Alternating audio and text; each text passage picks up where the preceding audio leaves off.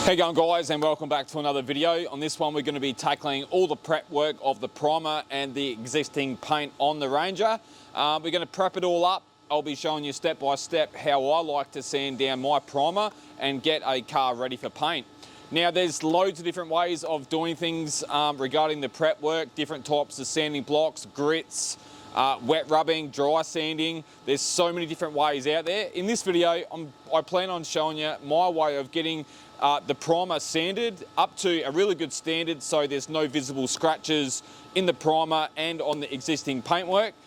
There's nothing worse than jumping in the booth and pulling the trigger on a paint job and finding out that you've left scratches everywhere and it's visible in your base coats. So in this video, I'll be showing you step by step what I do to prep up your paint and your primer so you get the best possible outcome when you respray your car. So with that said, guys, let's jump into it right now.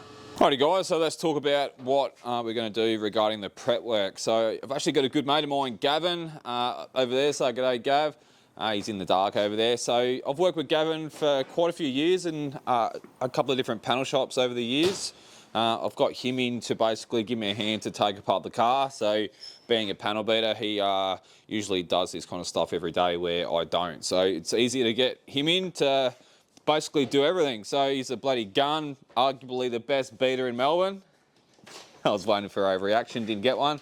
So let's talk about the primer. So we've got quite a few areas of primer on the car. We're going to keep it pretty basic. So what we're going to do basically is give it a guide coat. You can use paint, you can use charcoal if you want. Preferably at the start before any sanding, I prefer to use black paint.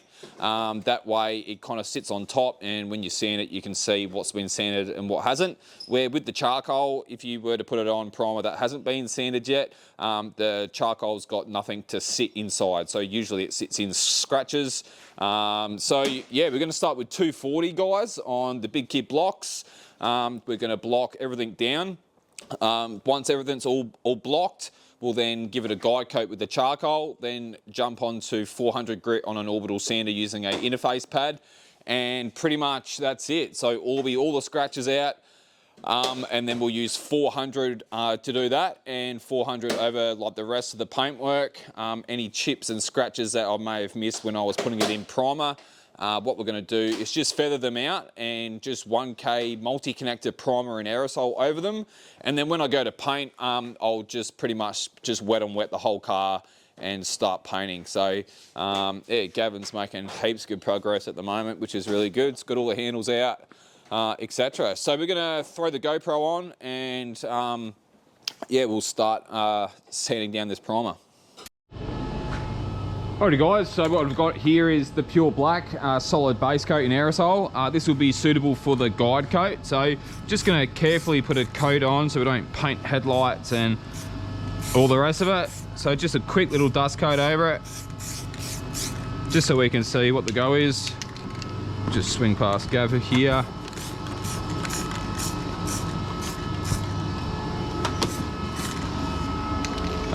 And we'll start blocking it. So we've actually got some 240 sheets here, which we're going to use. And I've also got a suitable big kid block here, which will be really good for the prep work and sanding. So what we'll probably do, guys, is jump straight onto this door here. So we'll just give it a quick little guide coat. We don't need to block too much. All the repairs are good. Etc. So it's just a matter of sanding it all down. So yeah, so one of the big kit blocks here out of the Executionist set. We'll just throw some 240 on here. Tear that off. And we'll shut the door a little bit and start blocking. So all we really got to do is basically block it. So I'm not putting much pressure on that at all. Just letting the sandpaper do all the work.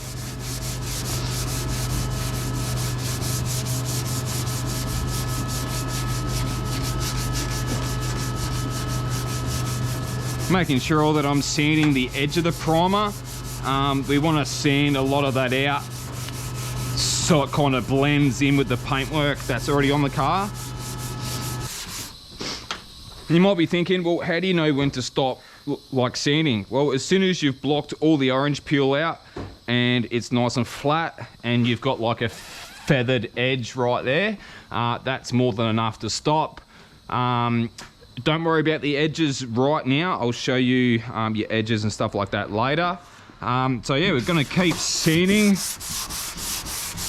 So here we've got almost three different angles. So we've got a flat area here, a rather domed area here, and a flat area here. So all we're gonna do is keep our block nice and flat, run it over the line, and if you're keeping your block nice and flat, then you'll get a nice straight line. And that's also where the big kid blocks really do help you, because they are a rigid block and they're nice and flat. As you can see there, we've got a nice straight line all the way across. So yeah, we're going to keep blocking, and we've also got another body line here which runs down. So what you can do, we'll just stick our finger in that door, open that up. We can start blocking this flat area first. Might actually set another camera up so you guys can see a little bit more.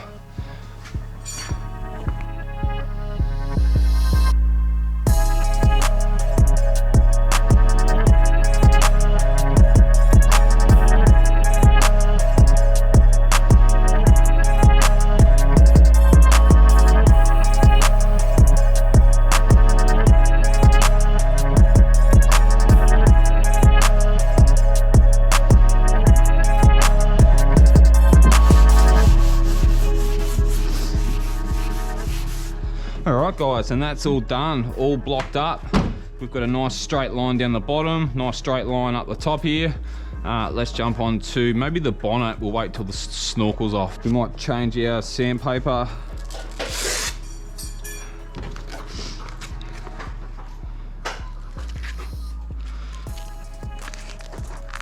So it's actually rather easy guys. Once you kind of get in the rhythm and you've done a few jobs, it kind of just comes as second nature what you're doing.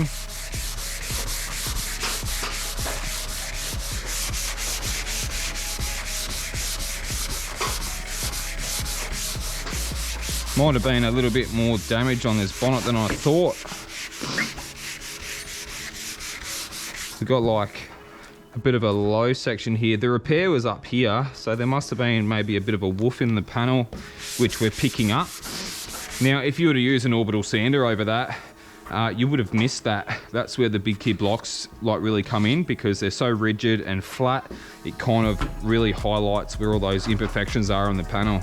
So if you're wondering how do you get rid of like small little low spots like that, just keep blocking guys until it's all gone. If you start sanding through your primer, you may be better off stopping and re-priming it. But I feel pretty confident that we're going to block all that out. And probably another tip that I can really give when blocking your primer on your bonnet. So generally bonnet skins can be rather flexible.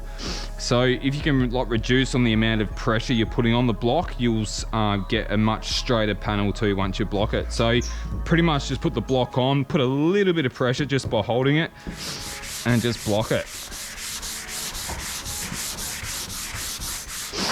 Are you taking those side steps off?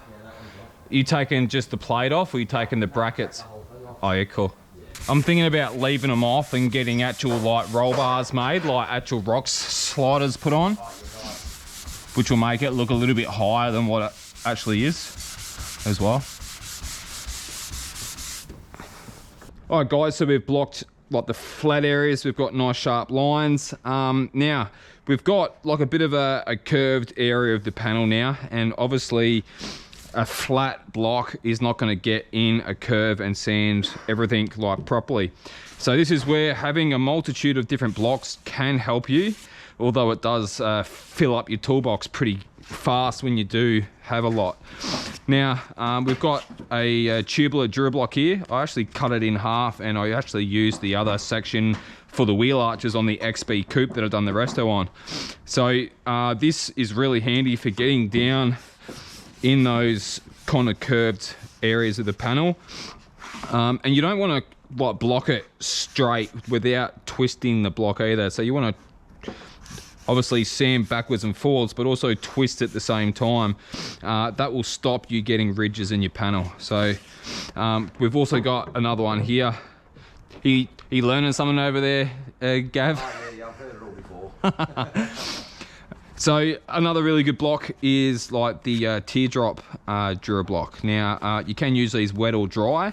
I find that if you do constantly use them wet, they actually deform and they aren't really that straight anymore. So again, look, really good blocks, just they have their purpose, and the only real main purpose that I use DuraBlocks for these days, when I've got a heap of other blocks, is that I only use them for curved panels. So usually I would get some better sandpaper for doing this and not speed file sheets, but in a nutshell, actually what we might do is use the tubular one, be a bit better. So all I'm going to do is twist, but also go backwards and forwards. So, and you'll see by the guide coat coming off that we're actually sanding that nice and even. So if you were to use like a flat block, like a speed file or a big kit blocks or whatever else, you actually get lines in all your panel from trying to block it properly. So if you can use the right block, right shaped block, you'll get a much nicer job and get a nice straight panel too.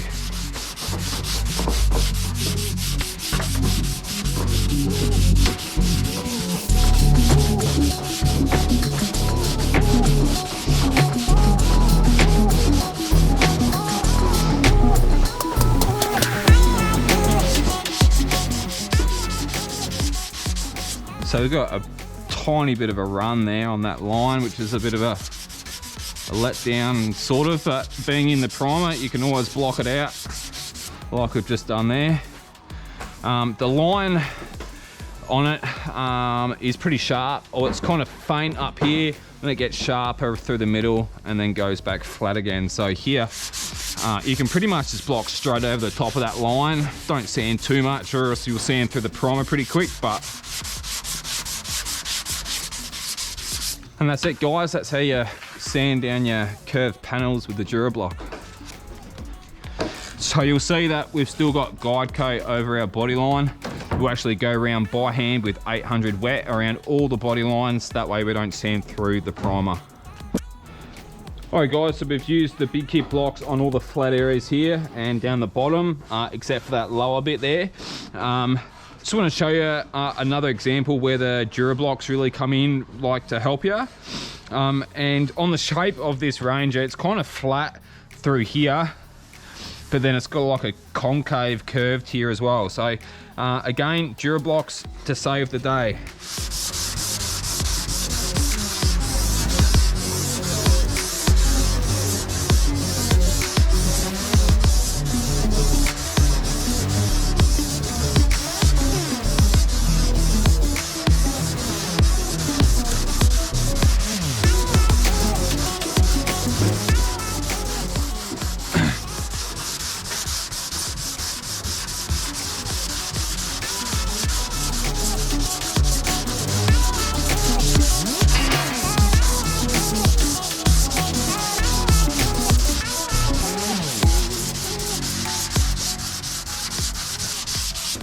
But yeah, once you get like the hang of the process, like the different steps, it makes like prepping a whole car so much faster. When I guess if you watch too many different videos online, you get so many different ways of doing it, and then you're left scratching your head. Now obviously you're watching this video, so it's pretty much the same, but yeah, my way is definitely very efficient. Is there better ways of doing it? Maybe. But in 20 years of being a painter, this is the way that I've always done it, and I've been an efficient painter. So if it works, just keep doing it the way that you're doing it. And obviously if it's a restoration, well, you shouldn't be rushing anyway. So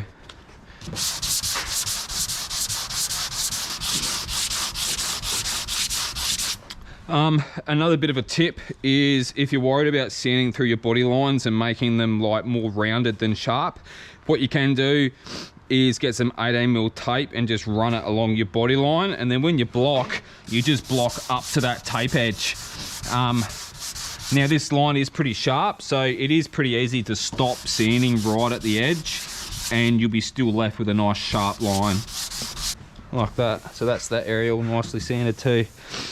Now, a really good tip is when you finish blocking everything, before you guide coat it, get some wax and grease remover in like a pressure bottle, squirt the wax and grease remover over all your primer, use the light outside or the lights in your workshop or shed, and look down it, and you want to move your head backwards and forwards and see if there's any ripples in it. If there's any ripples in it, re-guide coat it and continue blocking and focus on your blocking in where the ripple was. I feel pretty confident that I'm not going to have any ripples because my technique of blocking is really good.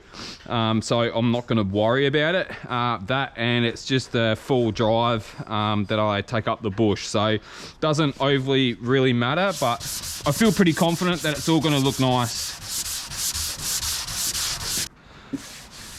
So same again, keep your block nice and flat.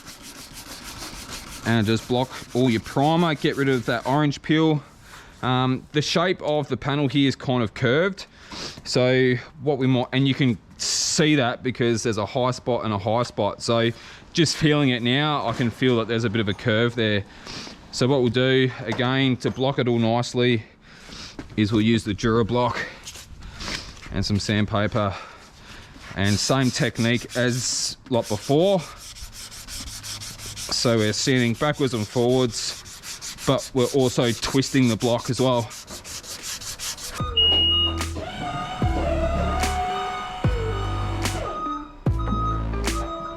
So I'm aiming for, is it gonna fit in between the bull bar and the lights or not? You reckon?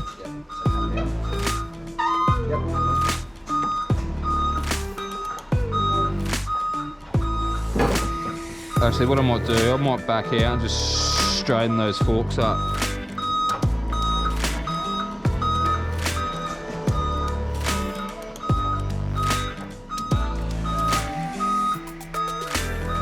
And down.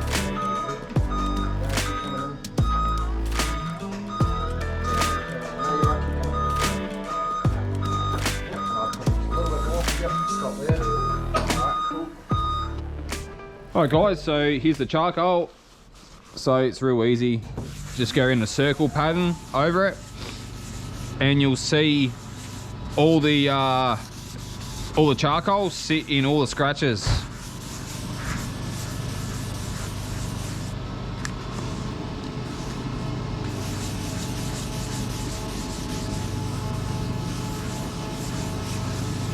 So we'll do that over all the primed areas, and then we'll start orbital sanding.